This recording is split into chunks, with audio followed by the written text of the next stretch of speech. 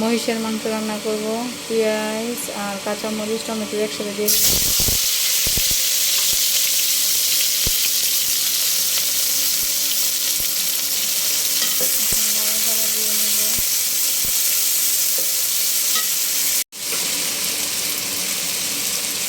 মতো লবণ দিয়ে দিব,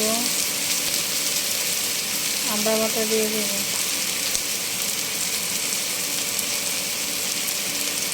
মতো এখন ভাজা ভাজা করে নেব।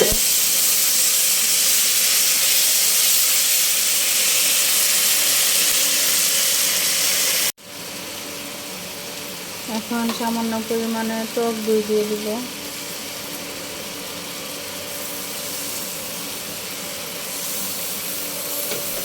হলুদ মরিচ একসাথে দিয়ে দিব।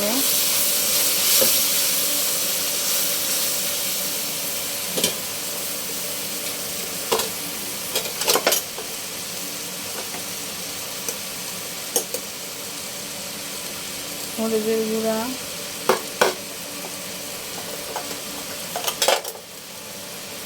ধনিয়া গুঁড়া, সামান্য পরিমাণ মরিচের গুঁড়া দিয়ে দিব। এখন এটা ভালোভাবে মিশিয়ে নিব, ভালোভাবে কষিয়ে নিব। এখন মহিষের মাংসটা ছেড়ে দিব। বিসমিল্লাহ। এখন নাড়াচাড়া দিয়ে নিব।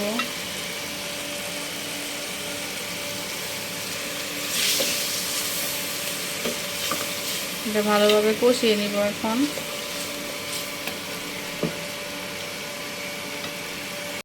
পানি দিয়ে দিলাম। এখন পানি দিয়ে দাও, পুরোটা ঢেলে দাও।